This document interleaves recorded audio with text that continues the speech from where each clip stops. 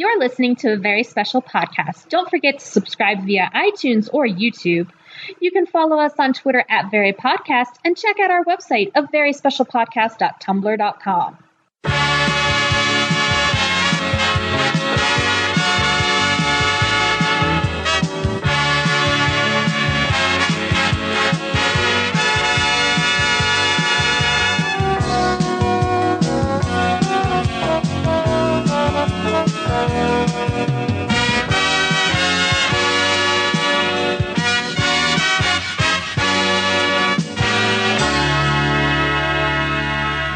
Hello, everybody, and welcome to a very special podcast. This is the podcast in which we watch all of your favorite television series from yesteryear and then discuss them over a glass of wine. I'm Patrick M. Dunn, and I am officially hungover on teen dramas and sitcoms. I think we have hit our limit on these for a while. I think we're done.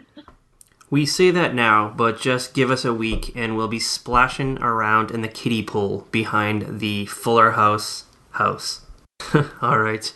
And I'm joined here, as always, by the lovely Kat Halstead, the author. Hello, what is up, everybody? We're doing a double episode today, in a way. Yeah.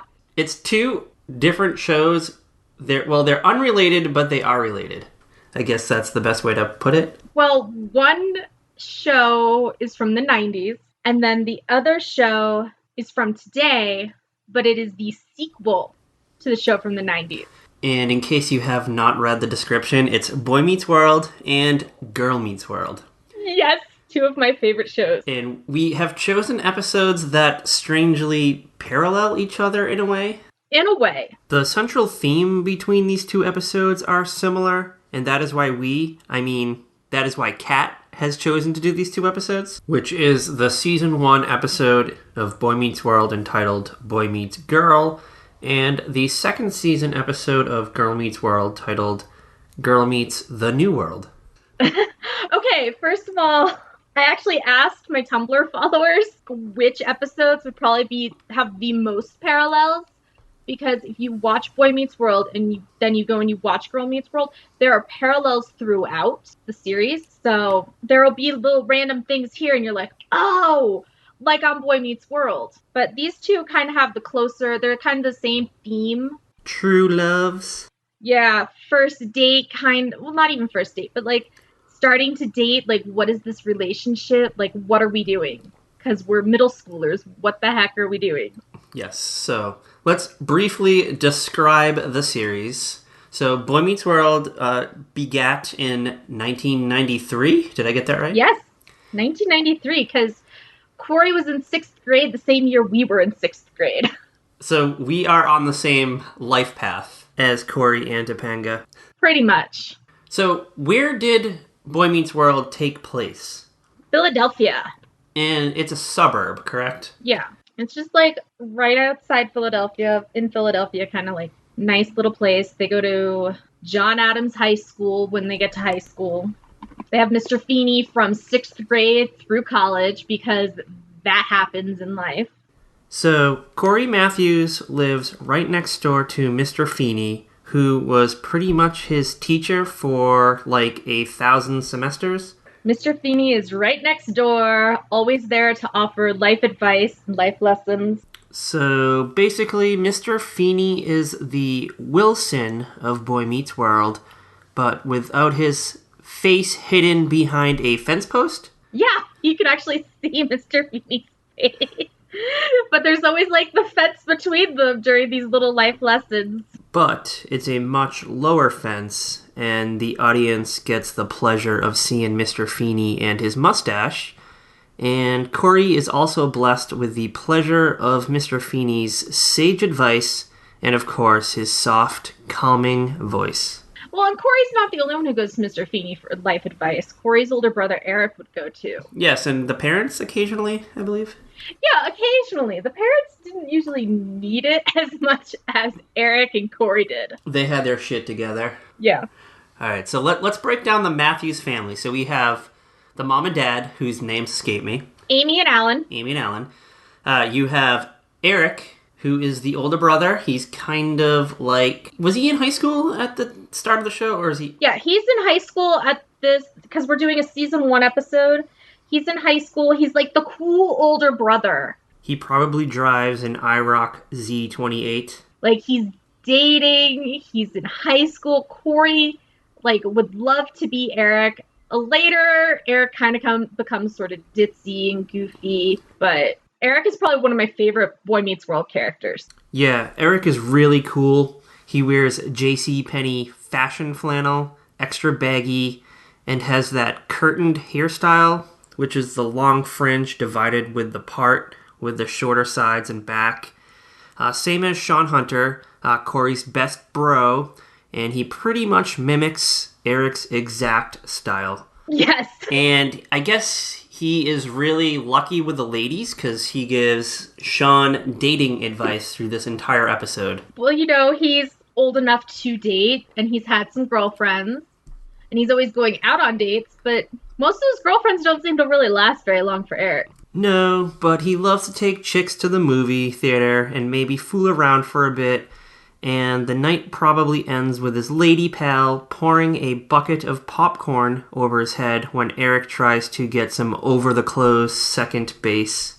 Oh my gosh. They are in public. They are. Yes, they are. You can't... Gotta keep it PG-13 rated because this is TGIF after all. ABC at like 8 p.m. on a Friday night, so they keep shit family-friendly. That they do. There's no, like... Never mind. Oh my god, I don't even want to know. I do not want to know where you're going. I don't want to know at all. Perhaps later when we get into the episode, I will spill. Anyway, next in the family chain is Cory, who is the curly-haired middle child. And he looks different than all the other family members because, as I said, he's curly-haired. Well, the mom kind of has curly hair. You're probably right. I was insinuating that Mrs. Matthews may have been fooling around with the curly-haired milkman. But yeah, he's got, like, the really tight curl, white boy curls. So, Cory is played by Ben Savage, who is the younger brother of Fred Savage, who was also a television star of The Wonder Years. Yes. Now, does Fred Savage have the same kind of curly hair that Ben Savage has? Kind of, yeah, he does. I always thought that Fred Savage might have had more of a wavy do, but it has been about 600 years since I've last seen The Wonder Years. Well, they're both kind of wavy, curly. Like, when you're younger, sometimes your hair's a little curlier than when you're older. You can grow it out, and you can do stuff to it. Like, right now, my hair is pin straight. My hair is not normally this straight. Normally, it's pretty wavy and curly. So. Do you think that Cory was secretly jealous of Sean's hair because he had that cool curtain hairstyle?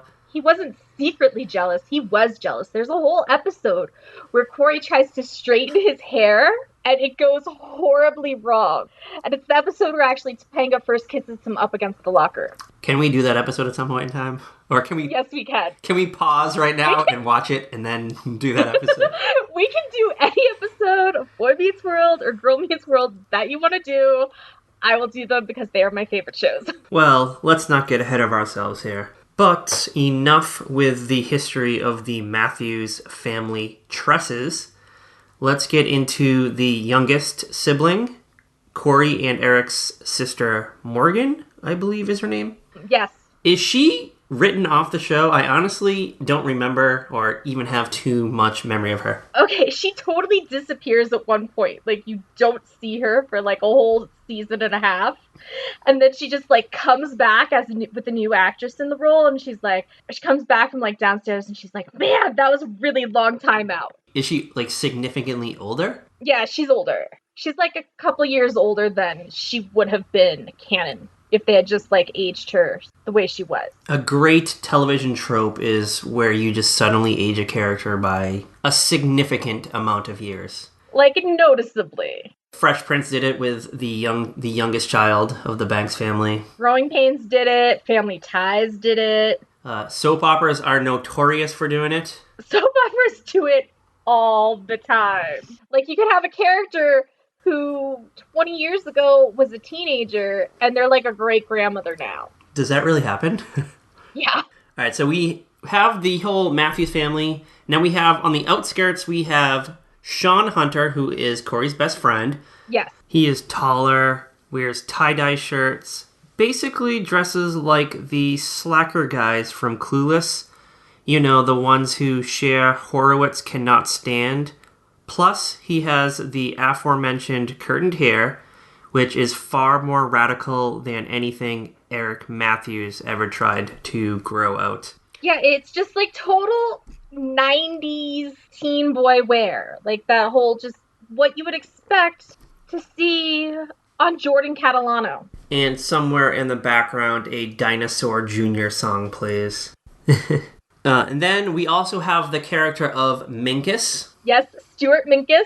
Oh, Minkus is not his first name? No, it is not. Minkus is his last name. Okay, I never knew this. So, Minkus is only a first season character, I believe, correct?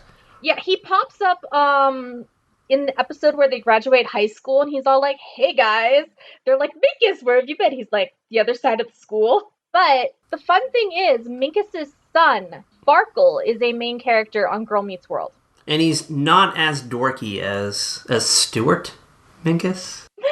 We could get to that when we get to Girl Meets World. A few things that I wanted to point out about Minkus. So his Argyle sweater vest is way ahead of its time. Oh, yeah. Way, way ahead of its time. And secondly, Minkus' voice sounded like a slowed down Orko from He-Man. Yeah, oh wow. You are blowing my mind right now. The only reason I picked up on that was because when I originally watched this episode, I had to watch this a few times because I kept falling asleep. No offense, Boy Meets World fans. But, you know when your eyes are closed and you're watching TV and you're not really... You kind of wake up and you're not sure what you're watching? Yeah. I heard Minkus talking, and I legitimately thought somehow my YouTube flipped to a Masters of the Universe episode. That is awesome. And then when my vision came to, I saw Minkus' face, which is just as equally mystifying as Orko from Masters of the Universe. And then another Minkus story. There was a classmate of mine. We actually called him Minkus because he actually looked like Minkus. Stuart Minkus, if you want to get formal. Okay, yeah. Which was probably horrifying to him. Like, this is probably a form of bullying today. Oh, yes. But in the mid to late 90s, it was just considered playful hazing. I even think our school faculty called him Minkus too.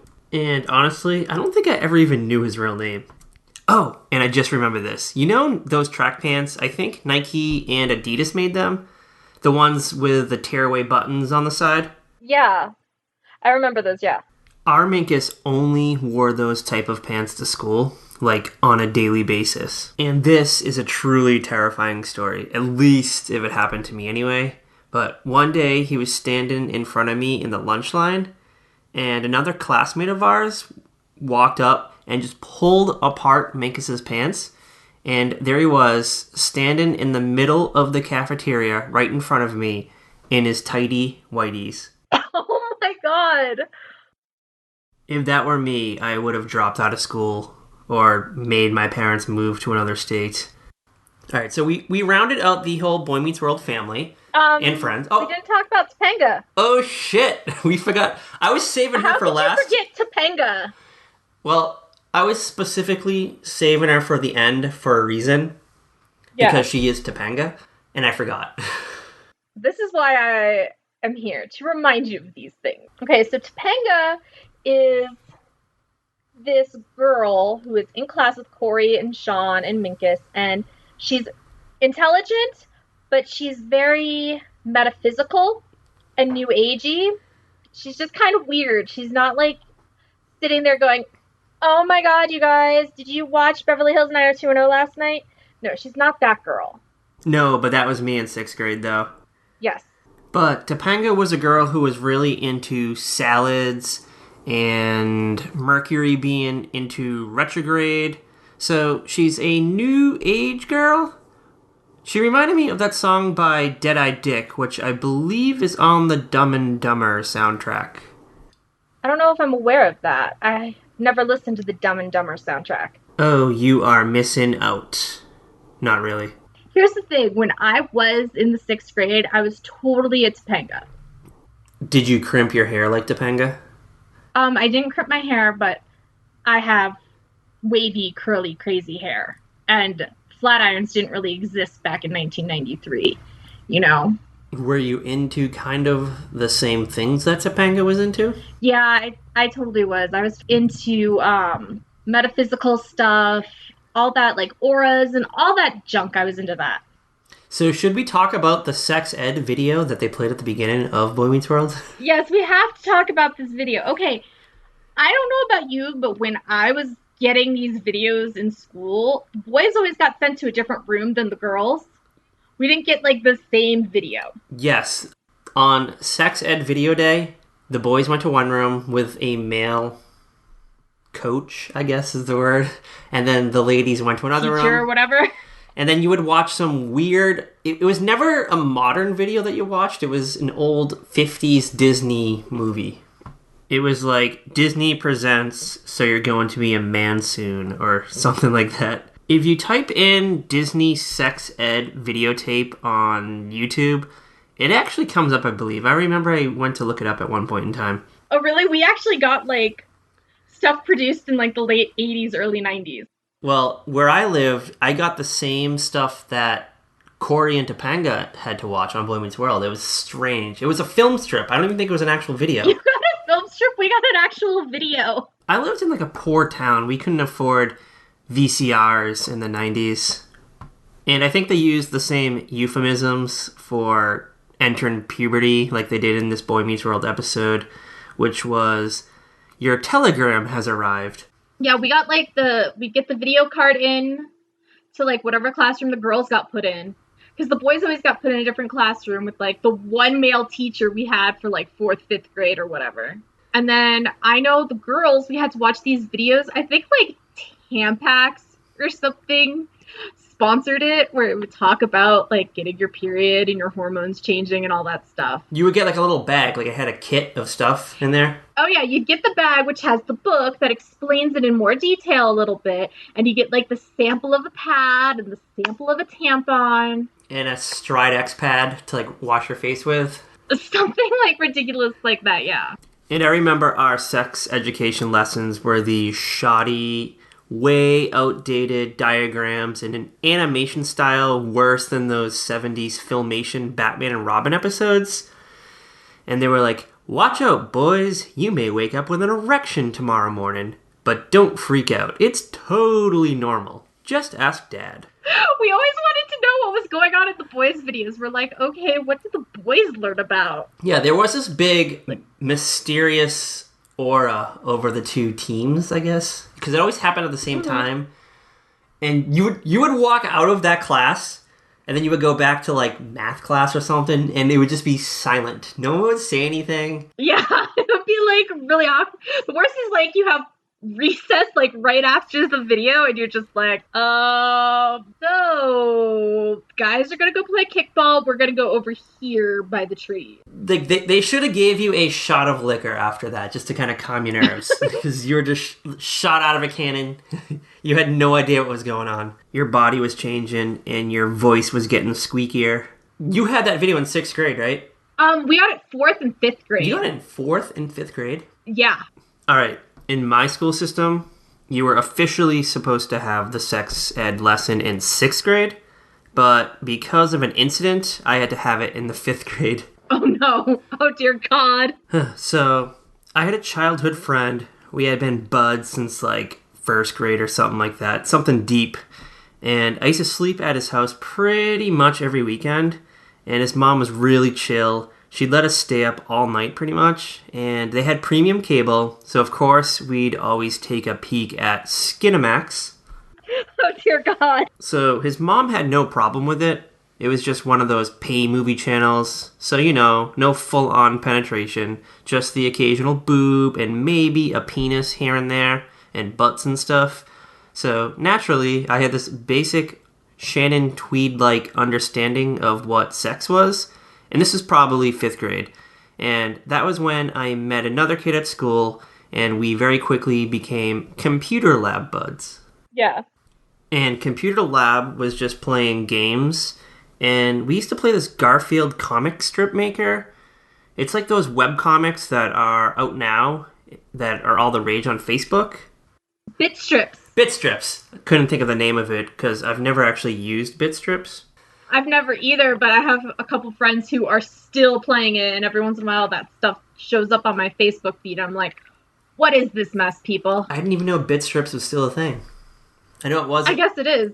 So we played this Bitstrip-like Garfield comic creator game, and because I was blessed with all this late-night premium cable knowledge, my computer lab buddy and I decided to spice up our Garfield funny pages. Oh, no. At the time, we found Garfield and friends in sexual situations extremely hilarious, and we giggled like schoolboys, in which we were, I guess. And I suddenly got this genius idea to get into publishing, and I wanted to distribute them throughout our 5th grade class, but we weren't really allowed to print in the computer lab, so we had to slyly print one copy, and then we decided we'd photocopy them in the library during our library time. But I don't remember which one of us did this, but we left the original strip in the photocopier, and one of our library aides discovered it, and suddenly there was this huge Murder, She Wrote-like mystery to determine who was making these lewd comic books.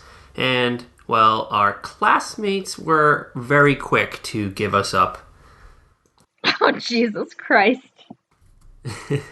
Luckily, we excelled at dealing with authority figures, and with our Zach Morris-like scheming mindset, we were able to play off our latest adventure as sexual curiosity.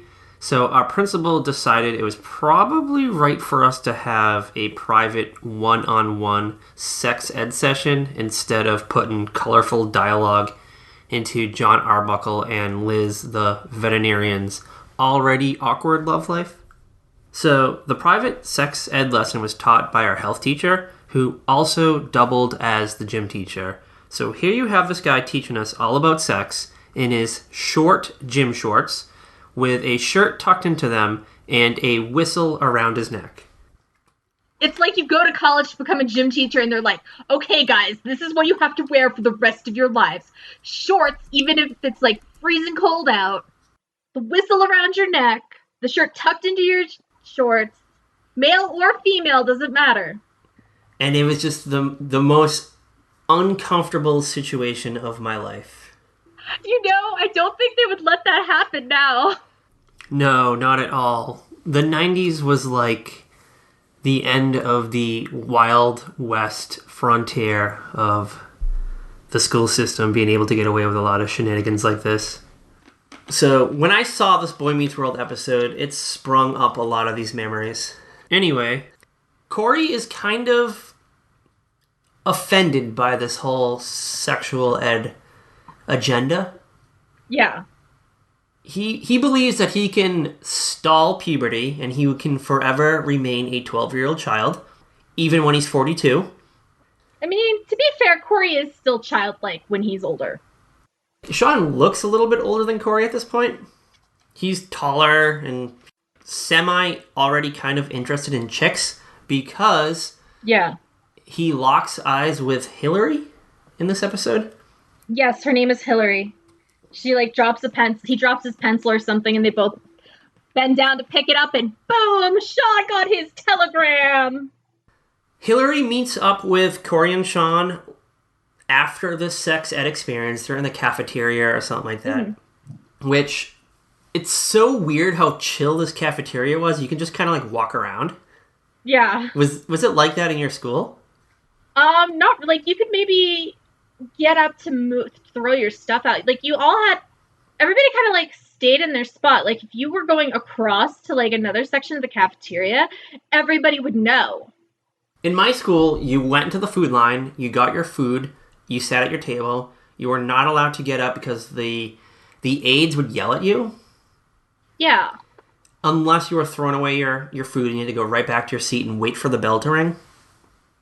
Yeah, I don't remember anybody really getting up and wandering around and going chatting at other tables. There's a lot of mingling going on. Yeah, there's a lot of mingling in this.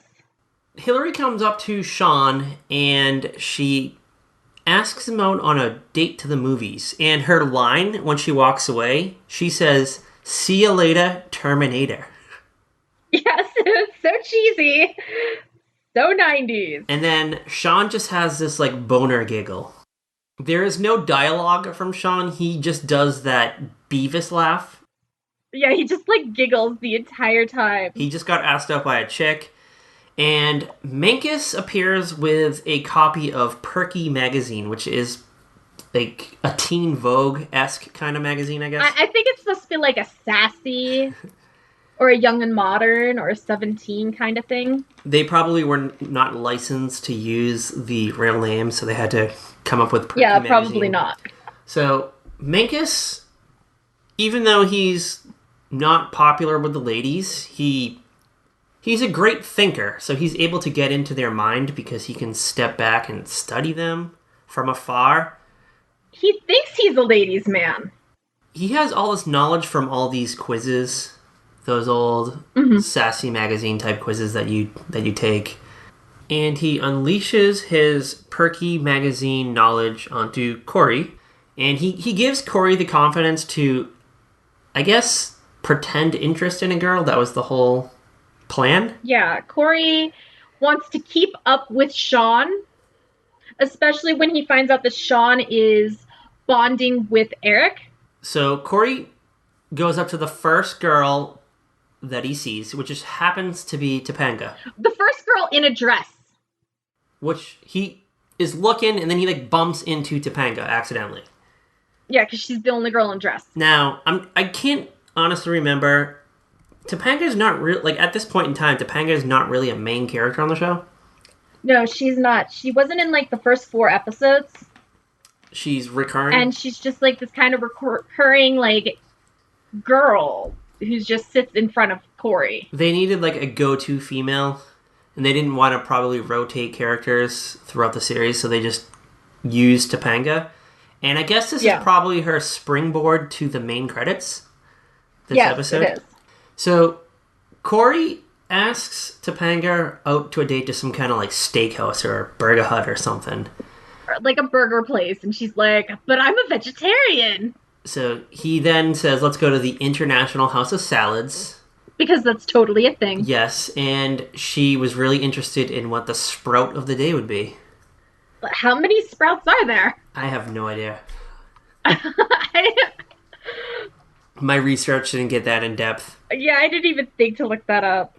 So, Cory, the Minkus' whole idea is, you have to pretend that you're interested in whatever the girl is interested in. So he pretends to be interested in being a vegetarian.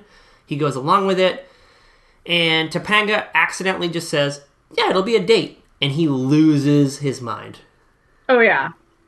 He's like, "Oh, God, no. I can't go on a date with Topanga." So he goes home and has a weird conversation with his parents, who, I guess, talk Cory out of going on the date, in a way. Because they realize he's not ready to be dating. They realize that he's just trying to keep up with Sean. Yes. So Cory's mom was maybe kind of into it, but Cory's dad was like freaking out over this. He's like, no. Yeah, Alan was like, "No, Cory does not need to be dating. No.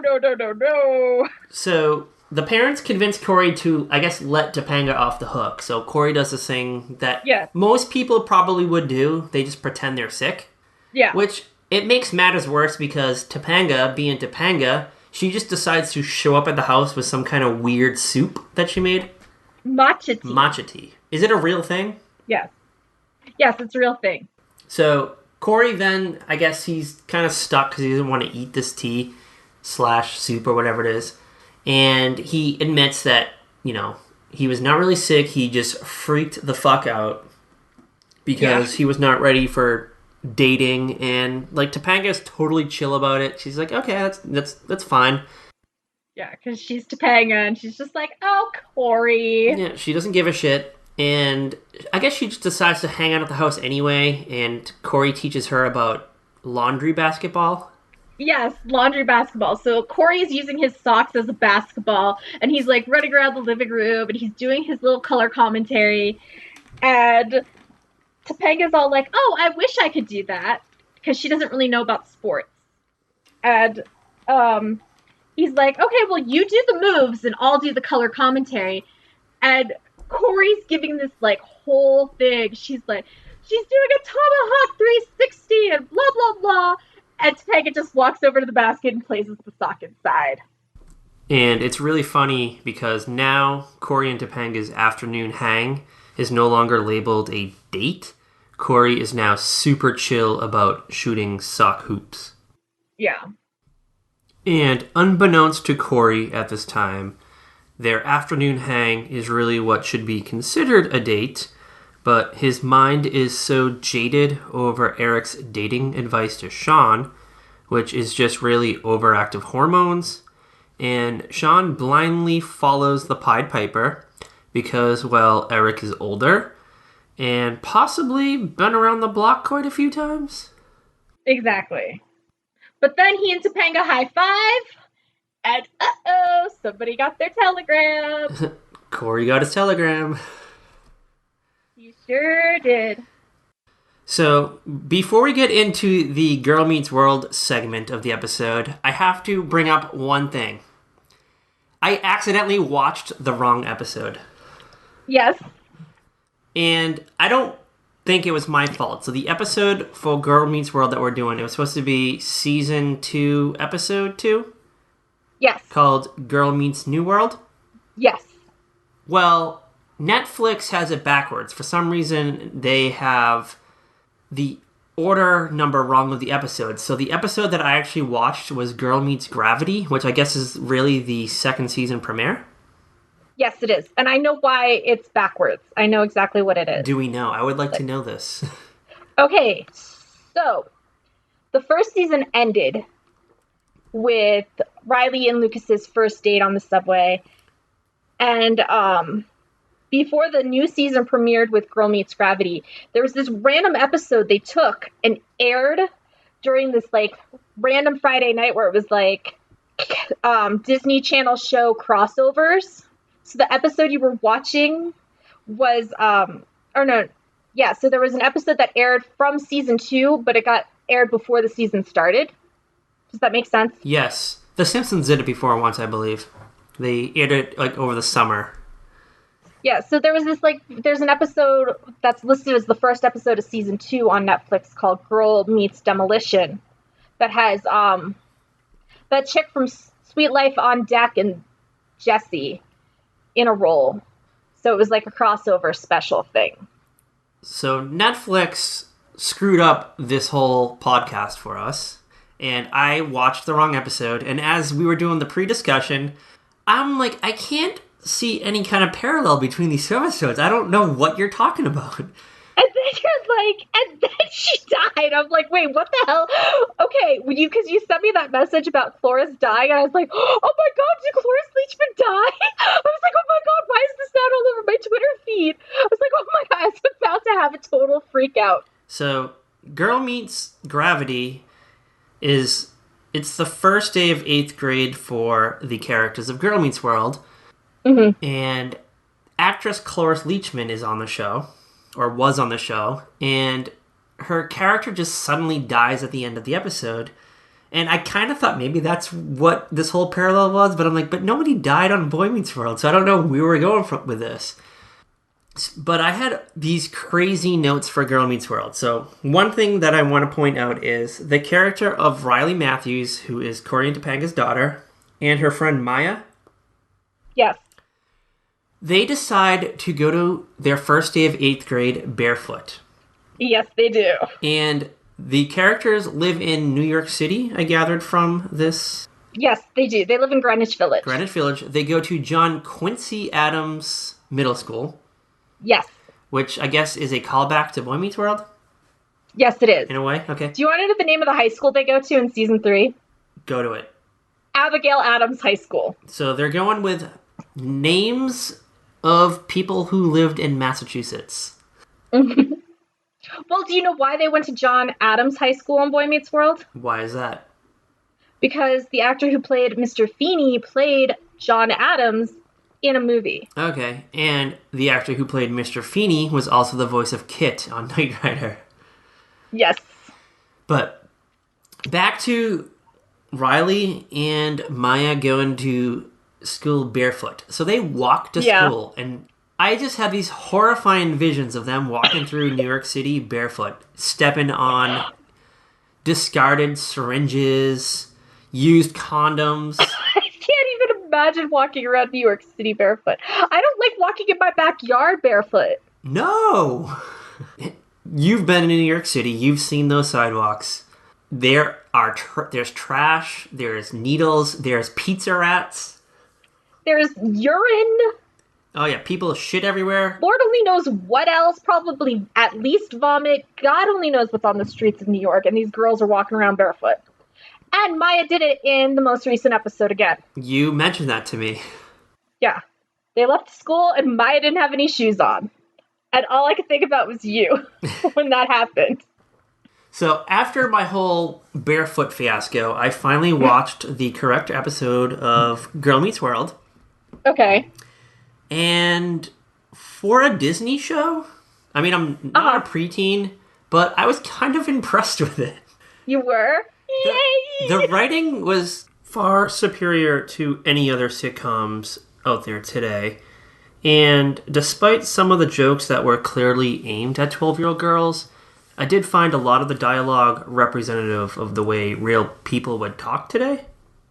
Yeah, it was. And, it's still created by Michael Jacobs, who created Boy Meets World, who created Charles in Charge, which we've already done an episode on.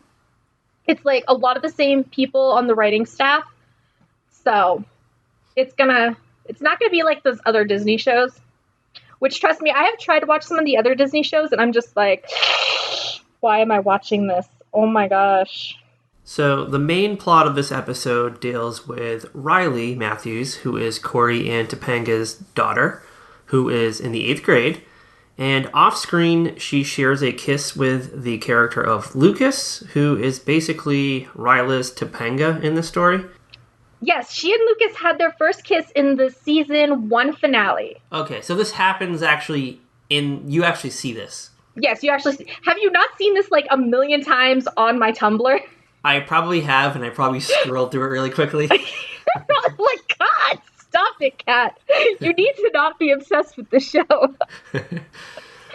So they're on the subway, and Maya pushes, like, they ended their date because Maya needed Riley to comfort her. And Maya throws Riley back into Lucas's lap because in the first episode, Maya threw Riley to Lucas on the subway so that they would meet and talk.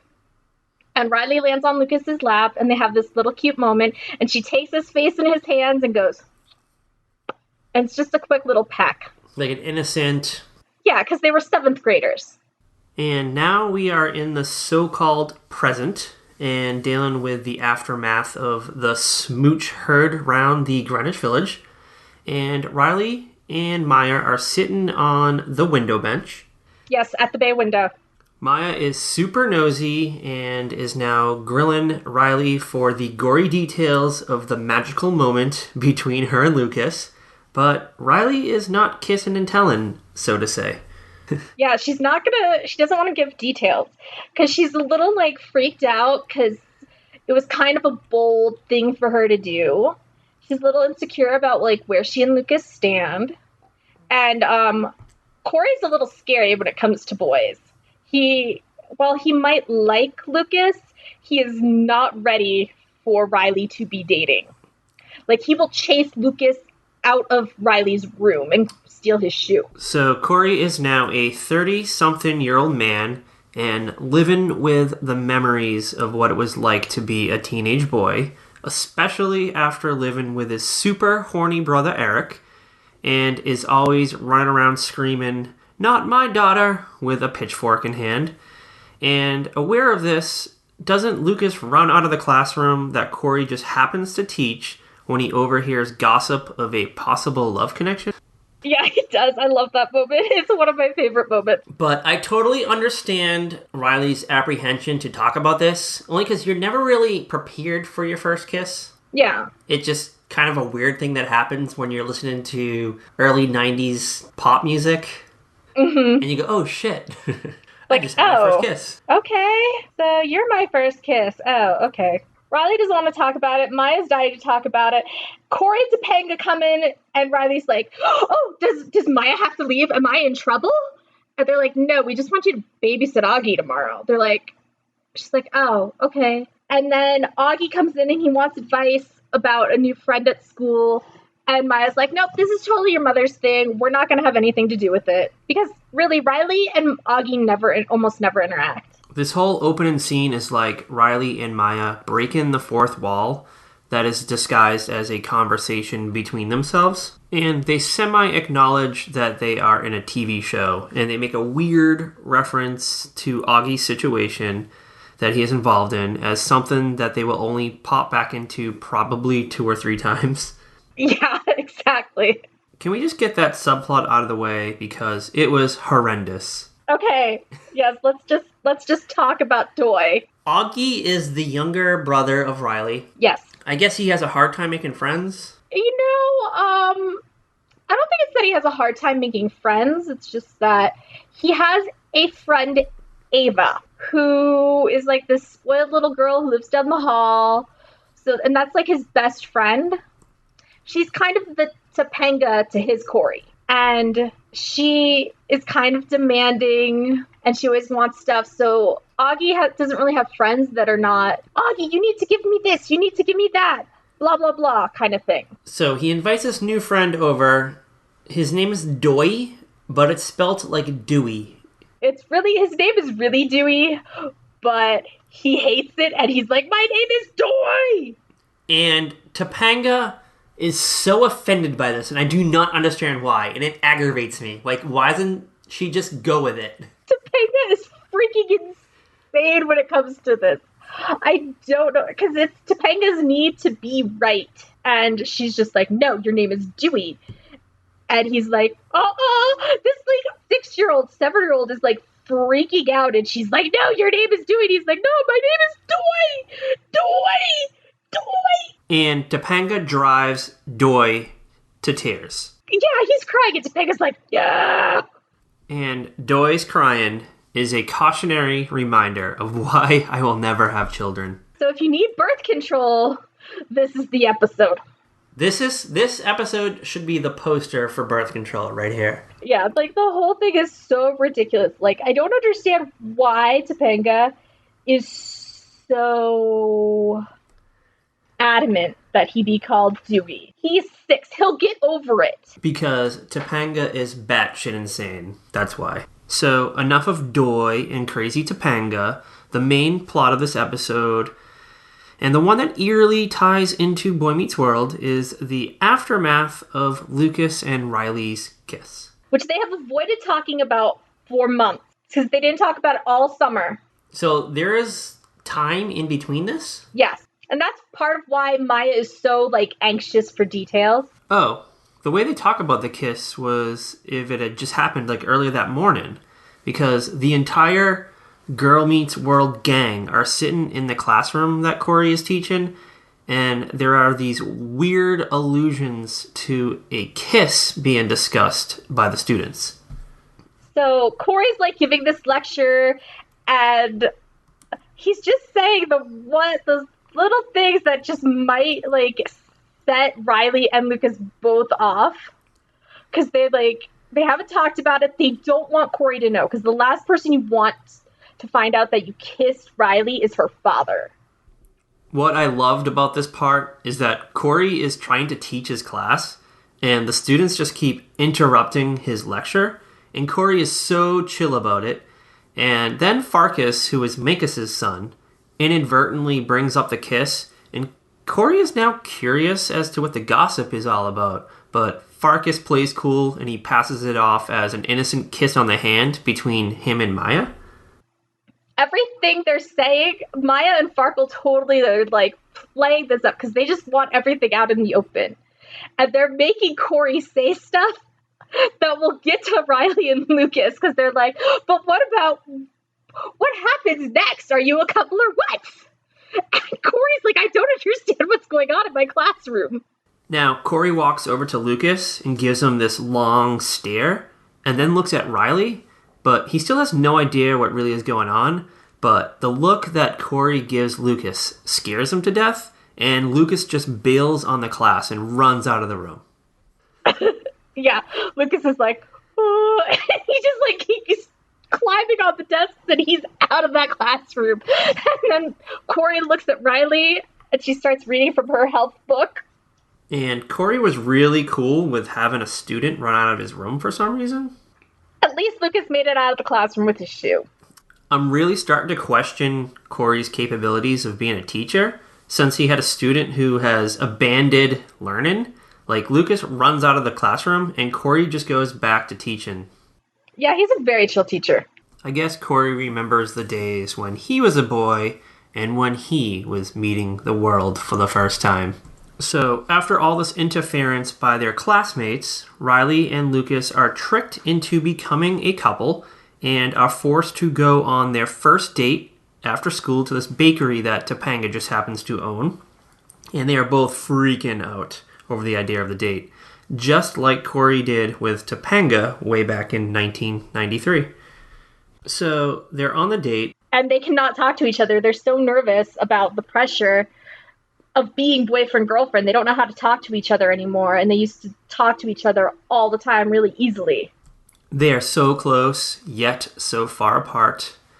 And the waitress at the bakery gives them one smoothie with 2 straws in it, and they both stare at the smoothie like, what the fuck are we supposed to do with that? Yes, the smoothie. That they don't even touch.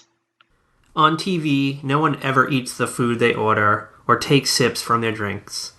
Hopefully, because Riley is Topanga's daughter, and because she just happens to own the bakery, they didn't have to pay for it, but I could definitely see Topanga being pissed off because of wasted product. And while they're on their date, Maya and Farkle show up.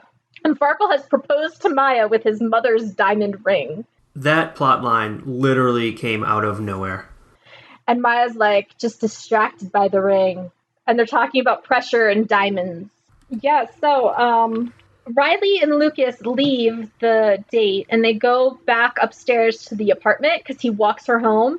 And they're holding hands, but by the time, like, they look kind of comfortable leaving the bakery until their classmates that go, because the whole class is outside the bakery going, ooh, when they leave, because everybody hangs out at the bakery. And by the time they get up to the apartment, they're holding hands, but they're like arm's length apart. Nervous, freaking out. I think part of it, though, is because they're going to be in front of Cory and Topanga. And that's kind of nervous, being in front of your parents, holding hands with this guy you like, and you know that your dad is like, Cory Matthews, totally going to freak out. And Topanga is just like, is this about this? She's like, stop holding hands. You guys look awkward. Is this about that kiss I heard about? And Cory's like, kiss? What kiss? Cory starts freaking out. And Topanga's just totally chill. She's like, the right pressure could turn you to diamonds, but the wrong pressure will turn you to dust. So that's why they had that stupid Farkle and Maya diamond talk earlier. Yeah. So now an interesting thing happens, which is kind of the same thing that happened to Cory and Topanga on the Boy Meets World episode. They call off their date and just refer to it as a casual afternoon instead, and it's like this huge, hideous weight is taken off of both of their shoulders. Yeah, they go out back to the bakery and they have, oh my god, one of the best moments is when Riley starts her little, like, rant about the Knicks, and Lucas is just staring at her like, oh my god, this girl, she's adorable. So you have Cory and Topanga bonded over basketball on their fake date, and you have Lucas and Riley bonding over basketball on their fake date. Yes, exactly. And there you have it. Both the boy and the girl met their respective worlds. Yeah. All right, I think that's about all the time we have for this week's episode. Definitely join us next week when we decide to take a stab at reality television, and we are going to focus it around the new season of Big Brother. So join us next week. So see you later, Terminator. Bye!